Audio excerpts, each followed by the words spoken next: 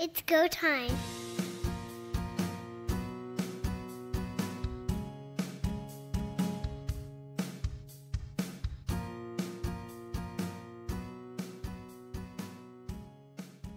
Welcome everyone to Quick Kicks here on Third Down Gamble. I'm Don Charbon along with Heath Graham.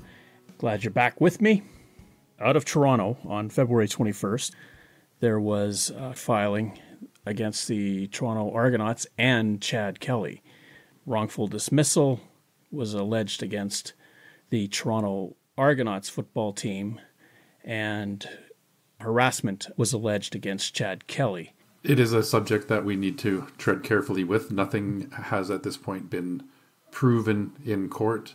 The latest coming from the CFL is that they have hired an independent investigator to look further into this situation. Regardless of the outcome, it is big news out of the CFL, especially out of Toronto.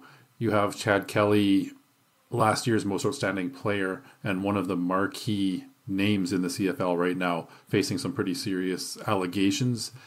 As well, the assistant general manager in Toronto. According to reporting from 3 Down Nation, that person is John Murphy. Been implicated in having some knowledge to the situation and not taking the proper steps. There are actually 2 prongs to this. There's the civil case and there is the league investigation. Now, Randy Ambrosie has said categorically that there's going to be an outside investigator and, quote, the guardrails are off. So in other words, they have free rein to investigate and make recommendations based on what they find. The Argonauts, they're going to defend themselves. I think, if I understand this correctly, they have 20 days from the date that they are petitioned to respond. And after that, they have 10 more days after they respond to come up with what their defense will be. In other words, put forward a defense. Chad Kelly, because he's in the States at this moment, I believe, may not have been served. You have to be physically served. You cannot just have this happen in the media or somewhere else. You have to have somebody literally hand you the documentation. One question that keeps coming up is why hasn't the league done anything yet, or why haven't the Argos done anything yet? And in no way should this dissuade teams or the league from hiring female employees in any role.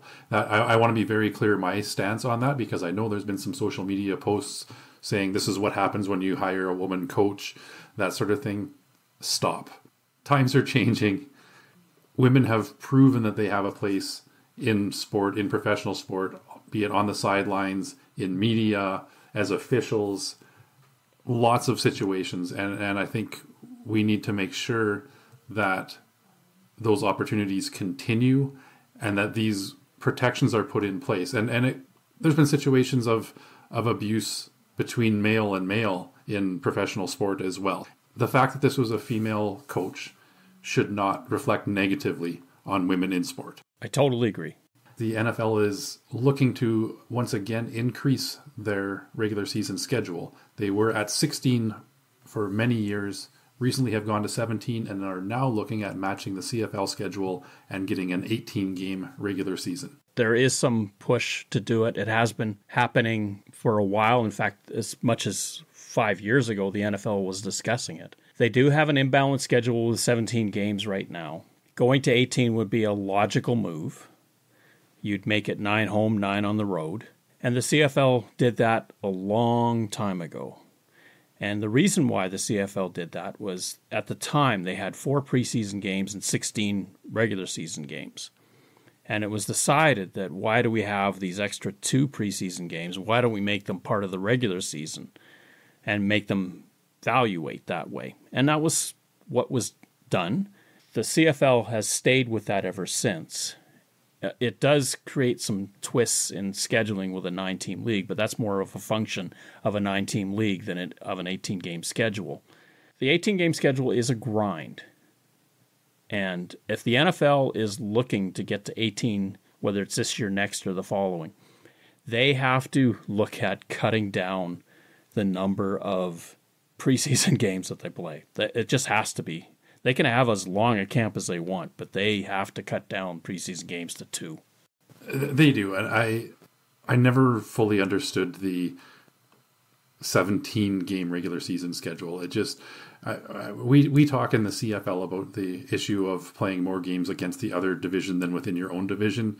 That's a far less disadvantage in my mind than playing more games on the road than at home. I think an even number of games so you have the same number of home and away makes a lot more sense than 17. The NFL is a revenue juggernaut. We know that the TV revenue alone makes enough money that they don't even have to have fans in the stadiums to be profitable as NFL franchises. Obviously, having an additional regular season game adds to that revenue, adds to the opportunities for people to wager on games. So many things come from that, and I absolutely understand fully why the NFL wants to go that route. Shortened preseason in the CFL makes the preseason games meaningful as well. You really see one game where you get a lot of your newcomers in to apply for jobs, and then one game to get your starters on the field taking snaps and working together as a cohesive unit, and then away you go. Now, sometimes the first one or two regular season games can be a little bit sloppy while they fully adapt, but they're playing games that matter for the playoffs.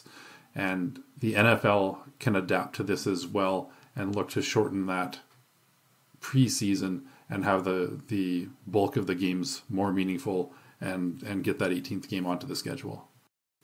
You're right. The 17, especially when you have 9 on the road and 8 at home in one year and then you reverse it in the other, that was a hard sell for, I'm sure, a lot of general managers and coaches to think that your season could be decided because you have to play an extra road game.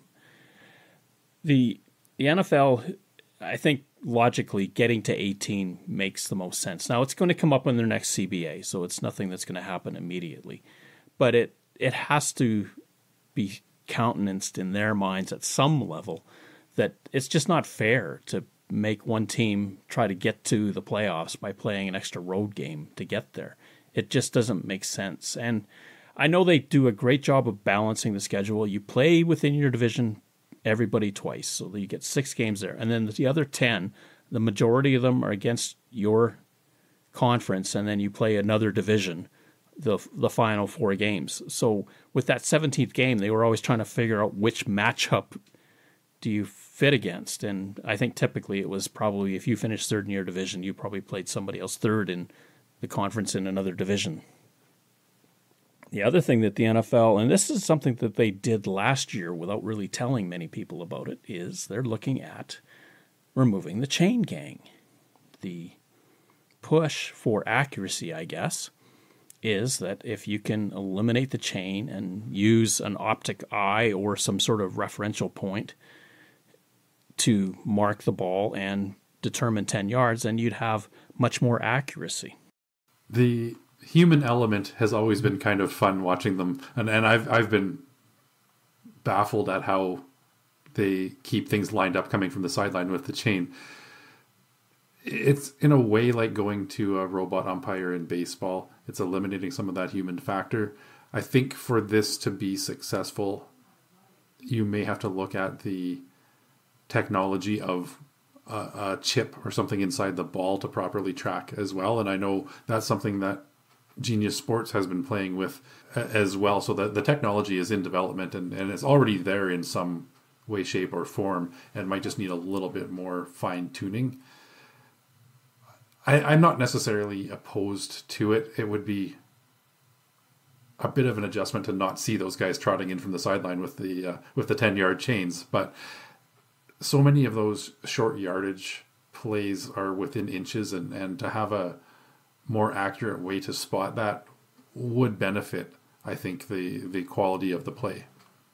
It's going to be interesting. It'll be easy enough, I trust, that for television viewers to figure this out, because we typically in the CFL and the NFL have the line and then the line of gain. So the scrimmage where the ball is, and then the line of gain, the 10 yards down the field that they need to achieve.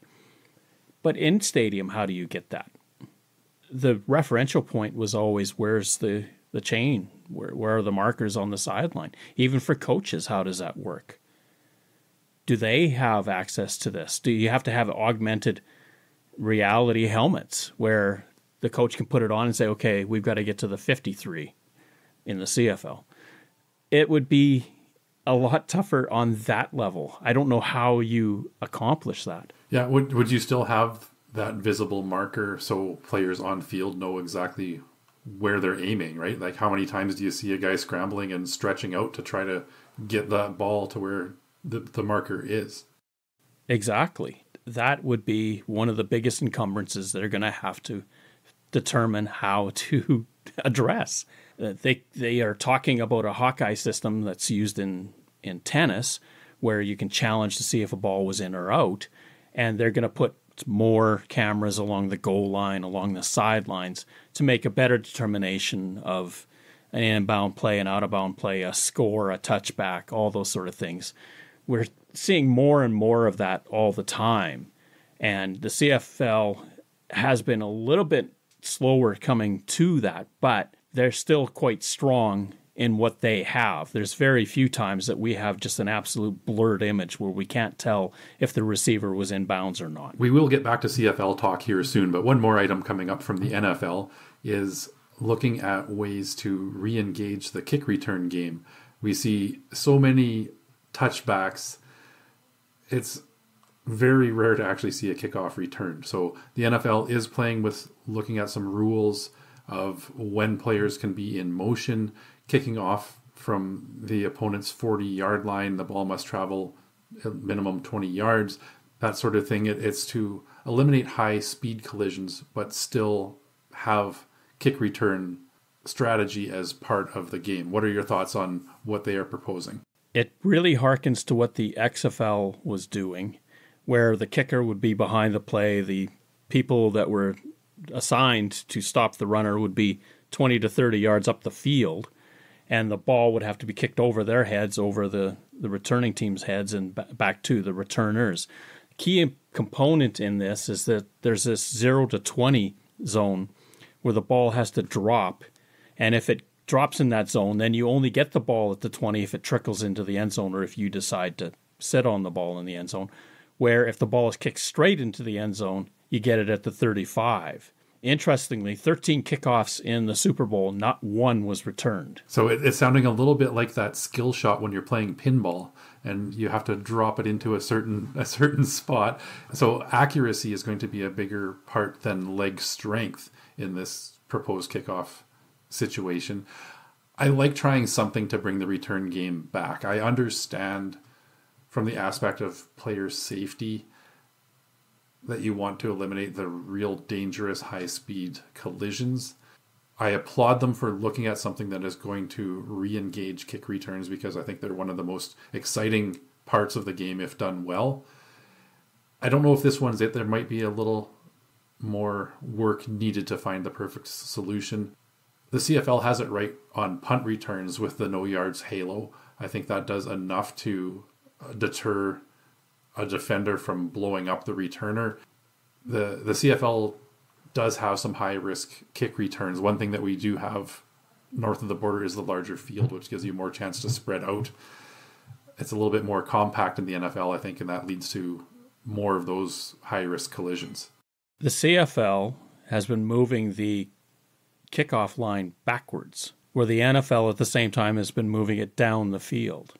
So it really indicates the two philosophies that are working. The CFL likes the kickoff, it's part of the game, and they have moved the kickoffs back because of the strength of the kicker's legs so that we see more returns. The NFL has gone the other way. They've pushed the ball up the field so the kickers can try to hit the upright on the kickoff. It's not something that you want to have massive rule changes every year, but if you want to re-engage this part of the game, something has to be done, and you can make minor changes to get it to where you want it to be. I can't argue that. Safety is huge, but it is a violent sport, and you're always caught in this bind between excitement, safety. Another group that's looking to make changes are the Edmonton Elks. They're looking at revamping their ownership structure. We welcome to the podcast Andrew Hoskins of the Turf District. And Andrew, how are you on this fine evening? I'm doing all right. I mean, as long as you got a couple of layers right now, you're probably fine. And next week we'll be back into shorts and t-shirts, and it'll be lovely. So I'm hanging in there. That is called life on the prairies. Correct. It's called life in the northern half of Canada. Yeah, exactly. And what are we going to talk about in the midst of all this snow? How about football? Great. I love it. Yeah. Let's do that. The word coming out of Edmonton is that there's an interested group to purchase the Elks. Garrick Jones seems to be the front person for all of this, former Edmonton football player. He's been in the CFL. This was about 15 years ago. What do you know about it, and what is happening with it?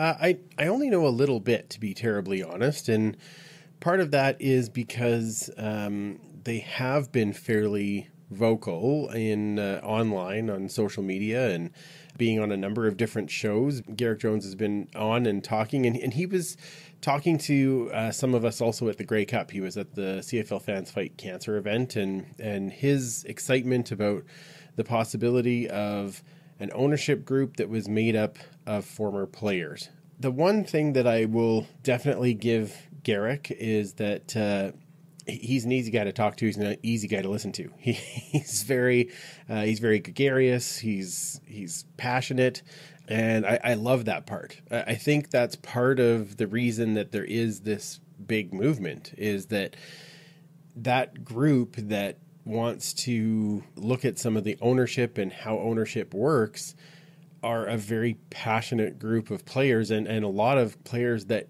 their names. And I think that is kind of driving a lot of the early fan support, because their names, they do have some good ideas, and they are passionate about the team and the league. Included in that group, I believe, is Damon Allen. Yep. Adam Rita, Fred Stamps, Calvin McCarty, Nick Lewis, there's a few others, Tad Cornegay, I think. And like you said, like, those are some big names, especially if you've been a CFL fan for any number of years. You know Damon Allen. If you're guys our age, Adam Rita, and the impact that he had on changing the view on what offense is in a league. The connection between Damon Allen and Adam Rita, how they built a great offense. If you're an Edmonton fan, anytime since 2007, you know who Calvin McCarty is, because he was everywhere. And Calvin is an amazing dude and a passionate guy for the team as well. And Nick Lewis, again, if you're a CFL fan, you know who that is. So these aren't guys that are just third stringers. These are guys that played a big role in the CFL, and each of them in their own way bringing a new aspect to how the game was played, and how they contributed to making the game a better place. They were out in the community. They were known for the love of the team and the love of the game. So all of those things when you see that, you think, wow, okay, these are guys that know, and they know as players. They know the business side because they've had agents. Some of them have been on the CFLPA. You know that they have some knowledge there. And when they're talking about this ownership group, they're talking about how does the owner connect to the player and make the player feel like they're part of something bigger and they want to be there. And then how do you then take that player connection and turn it into a fan connection they are now wanting to support the team. And one of the things that Garrick did say that I really like is, he said players and fans are kind of the commodities in the sport, because if you don't have them, you don't have a team, you don't have anybody to watch, you don't have a league. And so how do we connect those two things to the ownership so that they feel like they're part of something that is going to be able to grow bigger and they can grow with it? That kind of passion, that kind of vision is exciting, definitely, when you hear things like that. All three of us are fans of teams that are currently community owned. Edmonton, Winnipeg, and Saskatchewan are the three in the CFL. What do you think would be other ownership options for Edmonton that would have the same kind of positive support from fans, or do you think the fact that this one is player driven is what's really inspiring people and getting them excited? Well, I think right now fans are really inspired and excited because it's the only one they know about. The player side definitely adds an angle to be excited about. I mean, who wouldn't want to think that, oh, every game day there's a good chance I might run into Damon Allen, or I might be able to have a conversation with Nick Lewis about his playing days, but now what's it like being an owner? Like, I think there is some excitement about that. The one thing that the committee in Edmonton that is looking at the private ownership and who is going to be taking over, though, they haven't said anything. So we actually don't know who the other parties might even be, if there is other. I'm assuming there's other parties. We haven't heard anything, and the one that we have heard from is this group. And because of that passion and the player name recognition, definitely drives up the excitement. I don't recall that often. Maybe it's just my inexperience in these matters. Group petitioning to try to get people to support their bid. In other words, getting signatures to help them along to sort of give them some validity in this process. Yeah, that's a first for me too. Not something that I have heard about, but in our age of social media and polls online and all those kind of things, I'll give them credit for the fact that it does seem like something that would happen in this day and age to get that momentum behind something. I guess my one worry about that as I hear that, though, is, okay, the passion is there. The understanding of the league is there. The understanding of the game is there. We want to connect with fans is there and feels really good.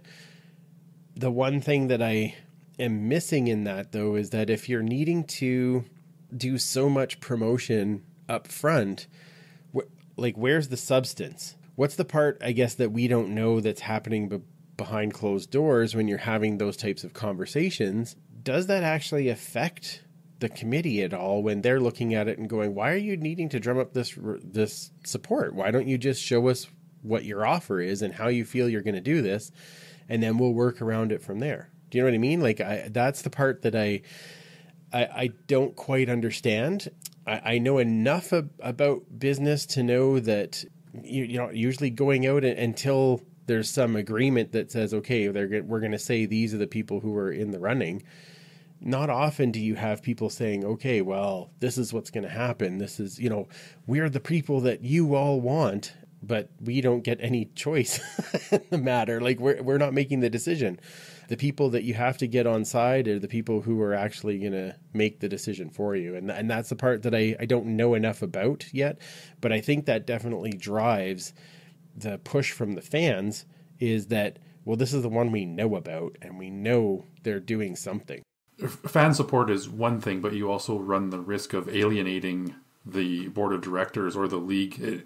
It kind of harkens back to Jim Balsillie, the BlackBerry billionaire that tried to bully his way into an NHL franchise, and he did the similar thing where he was putting the cart before the horse, if you will, making it very well known that he was going to buy an NHL team, and then it was the board of directors that said, wait a second, no, you're not. Right. And that's the part that I don't sit on the board. I've never been part of the board, so I don't know how they feel about that. But there is that worry for me in the fact that if you're going to make a real bid, then do you need this side of it? Or do you get the deal done and then you convince the fans? Because I look at some of the past ones that we've had, and we were talking about this on our show last week, where you talk about guys like Caretaker Bob, guys like Amar Doman, obviously now a little bit with the PKP side.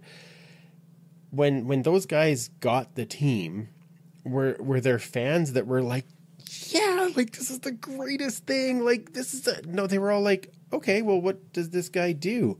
And before long, they proved they were passionate about the team and the league and the players and the fans, right? I don't think there's a CFL fan right now that wouldn't tell you that they would love to have an Amar Doman in their backyard. I guess the part for me when we keep hearing about this group is that I'm like, oh, I really want to like them. I really like some of the stuff that they're saying, but I want to know what the substance is, and we're not going to know what that is. That's all going to happen behind closed doors. And when that substance comes out, then I trust that the committee is the people looking at, here's the substance, and now you can get the fans on board, much like Amar Doman has done. So I can see that side of it a little more in comparison to where we're at this moment. If there's one commonality between those three names that you mentioned, Pierre, Marc Pelledeau, Bob Young, and Omar Doman, they're rich. They've got deep pockets to deal with bad times. From what you know, is this group deep enough to withstand a hit? Let's say they buy the team in March and they go 6-12. What happens? And that's part of what I'm saying with the substance, right? I don't know if they have the funds to be able to do that. And in a lot of the game, or a lot of the posts and things that they're talking about, there's some great ideas in, this is how we're going to connect with fans. This is what we're going to do. This is our vision for how this comes out on the fan side and the player side. But there is, my big question is, okay, but who's funding that? I mean, Rick Lawlisher was very clear in December. They need a big influx of funds, and they have to have somebody who's in it for the long term, that knows that they're not making money in year probably 1 through 3. Now they might, but it's not likely. And so are you okay to do that? And do you have the funds and the amount to get through that, to get to the better side? And that's the part that we don't know with this group, but I don't know with anybody else either, because no one else has been announced. So I don't know where that is. But I remember when PKP took over in Montreal, I remember listening to Cliffy and Tim and them saying, like, that name kind of came out of nowhere. They really didn't expect that. And I kind of wonder if there's one or two of those kind of guys that are already in those talks with the Elks, and we just don't know about it yet. So I don't know where that leaves this player group standing in comparison to other people who might be interested.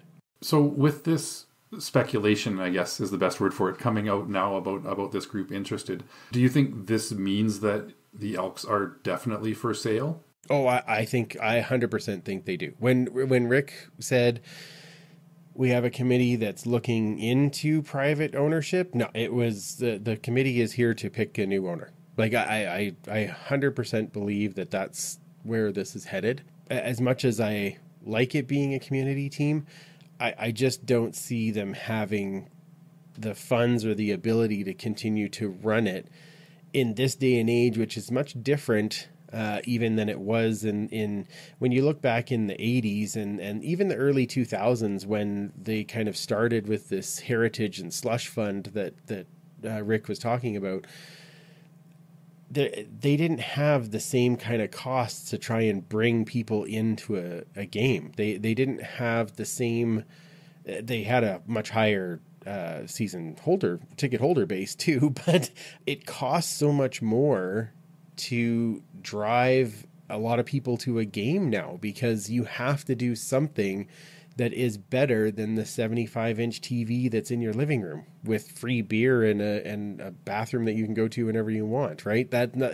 You don't have that in the stadium. So how do you bring people to a stadium? Now, the three of us, we can sit here and talk about how it doesn't matter because we love live sports and that's why we go.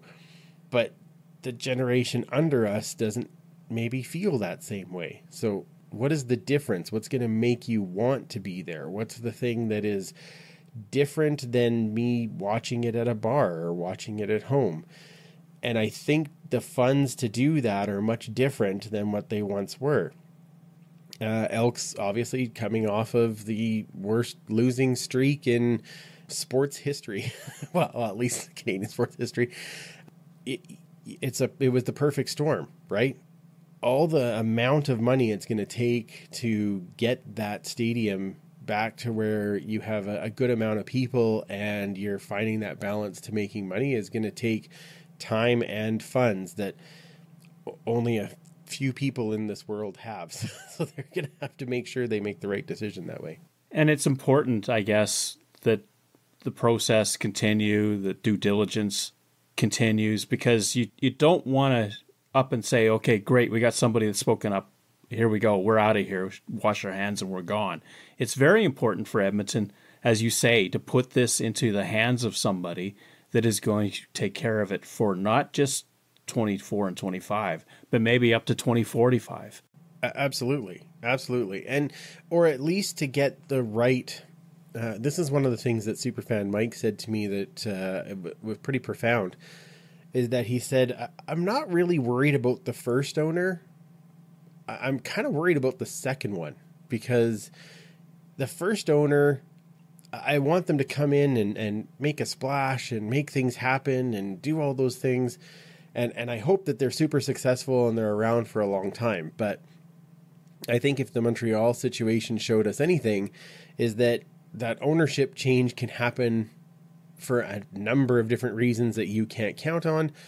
And then when that person who is the now sole owner is selling to the next person, is that same care and passion put in from when they bought the team, and you don't know where that kind of lands. So yes, I hope and I am confident that the committee will take their time and find the right person that they feel can carry the team into, the 2050s, like you said, and then see where they go from there. But I know that this one has to be the right step. And so it's going to take time, and it's going to take them a lot of vetting to find that person that is got deep enough pockets, that understands the team, understands the history, understands the fan base, understands the importance of the team in the community, and finds a way to make that work. They have a vision to make that work, where Edmontonians want to be there at the stadium again and cheering on an excellent team. It's amazing how winning is a great tonic for all of this. As Toronto found out in their East Final last year, a winning football team draws a crowd. It does, until you lose the East Final by throwing the ball away over and over again. But I mean, it's see, Heath, I had to get you at least once. That was a good one. I think winning does help, 100%. It's a huge part of it. One thing that we saw that kind of did get better over the last couple of years was some of the stuff surrounding the game, because we took so much more time to look at it because we weren't really confident that the game was going to be so great. But you look at tailgating, you look at fan experiences, you look at the interaction on the field, you look at things where you're out in the community and doing more things. And we did see more of that probably in the last 2 years. But the winning, or not winning, I guess, was keeping people away from even experiencing that. We did see it a little bit near the end of the year when there was some excitement, obviously, surrounding Trey Ford and people coming in actually feeling like, okay, well, at least we have a chance to win. Like, we might not, but at least we have a shot.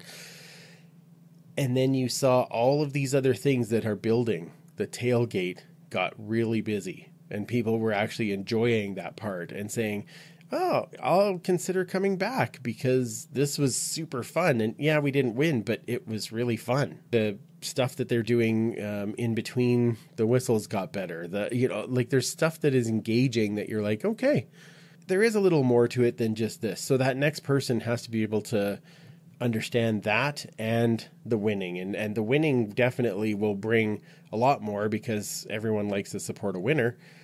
Now that base groundwork has happened on this other stuff surrounding the game, they've got to continue that part too. And I think that's kind of the recipe for getting it in the right direction.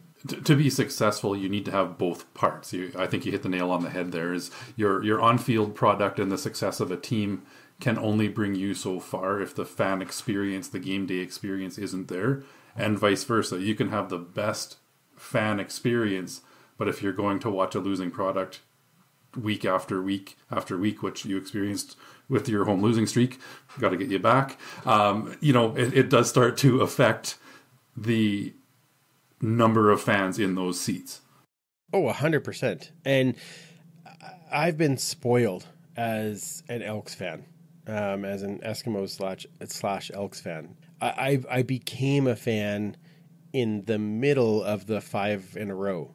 I became a fan where they went, I believe it was 32 straight years where they made the playoffs. I watched that I can remember 7. I watched them win, 6 or 7 of the Grey Cups as being a fan of the team.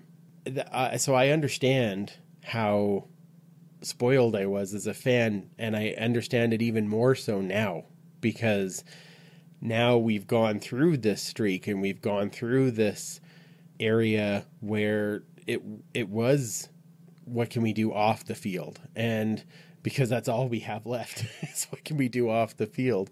I know each of us in this room has experienced that with our teams. You don't really understand it until you have to go through it. And now we're kind of at the spot where we're like, okay, well, we really need back to the sweet part again. We've had our sour, so let's get back to the sweet part. And like you said, Heath, it's so important that as that starts to come back, that we have these other parts in place, and whoever that owner or ownership group or however is going to be looking after it understands that all of the fans that did stick out the sour really need to enjoy the sweet. Right, and we're the fans that aren't going anywhere. I think we're well established that our generation and our level of passion for our teams means we are going to continue to go, and we're going to continue to support. It's the fans that, like you said, are becoming fans and going through the sour. I experienced that with younger generations in Winnipeg as well. Same thing happened to me. When I was a kid, they won 3 Grey Cups, and I thought, this is incredible. They're just going to win all the time.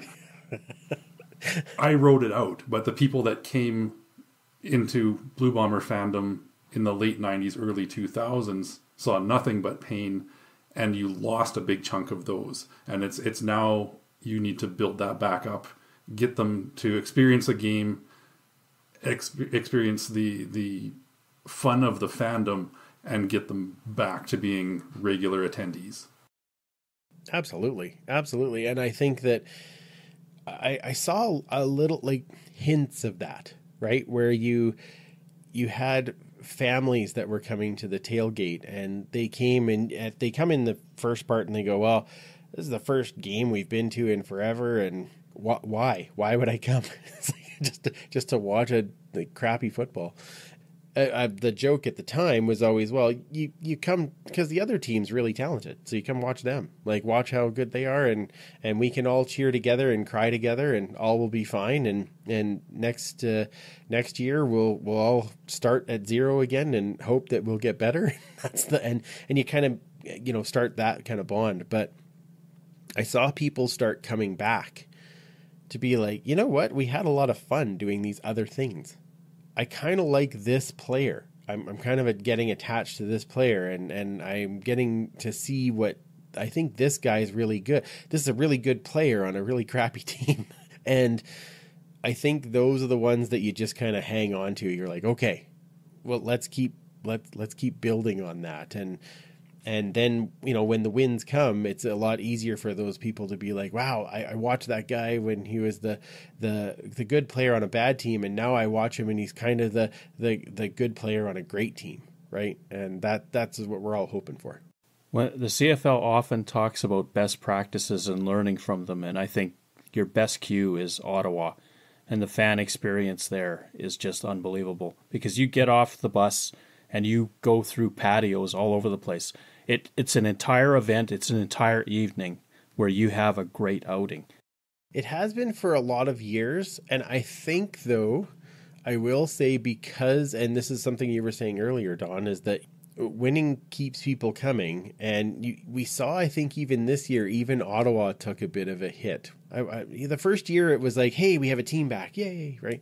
And then there was excitement, and then they went to the Grey Cup, and it was like, wow, they were actually a decent team. And Then the next year they won the Grey Cup, and you're like, wow, like this is a real thing. And they really built off of that with, like you said, everything surrounding the game as well. They do some amazing things like the quarterback club. I love that they do that. I love that they get right on the field with the players after. Like, I like how they do the season ticket holders. They can come down and they get jerseys off your back. Like, just brilliant idea. And lots of them that worked great, and they really built this good fan base, and they still have some amazing fans. But I know I was even hearing from some Red Blacks fans this past year. It's like, okay, like, yes, this is all great, but when do you win?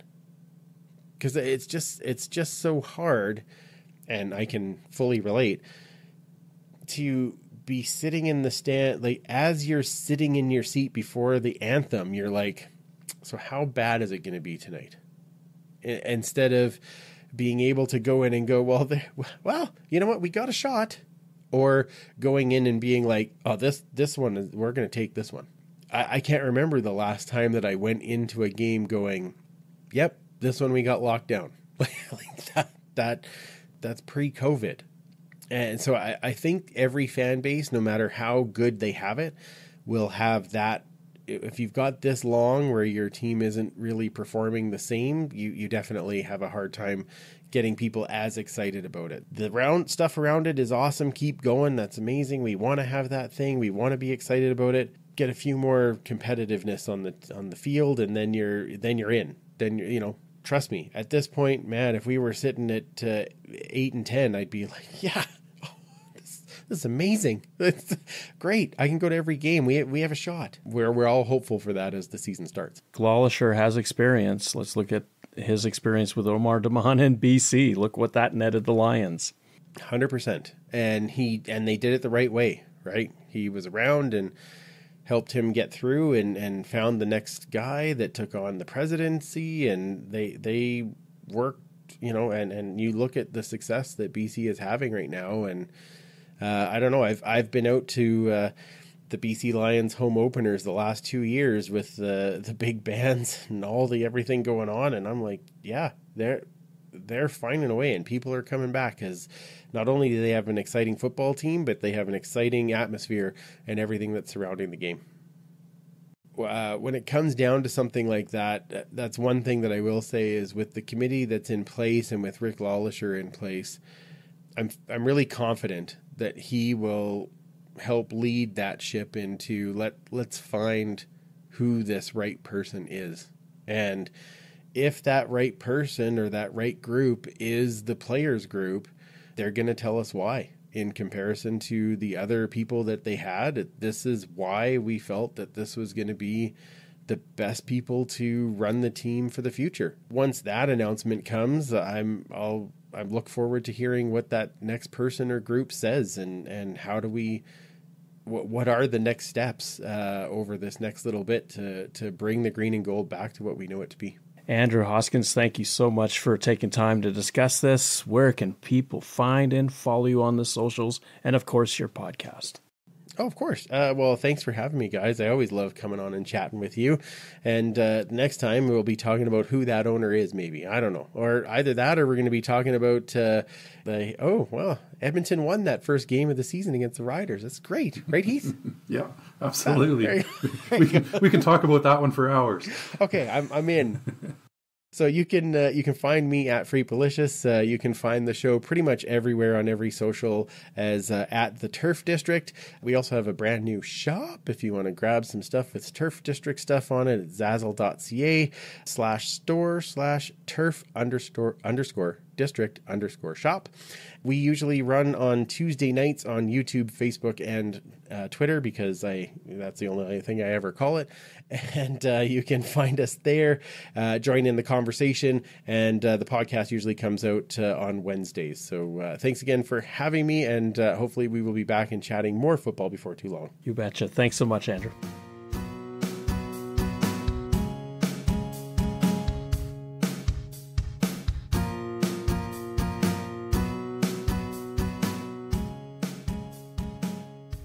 For listening to our show.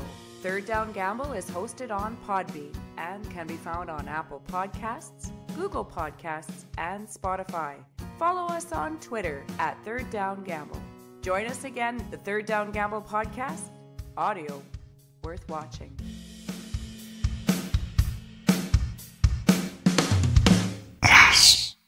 Third Down Gamble uses the expert resources provided by Canadian Football League player and game statistics for analytics, game notes, and statistics, and 3downnation.com for news, insight, and in-depth analysis. Please visit cfl.ca and 3downnation.com for the most up-to-date information on the Canadian Football League.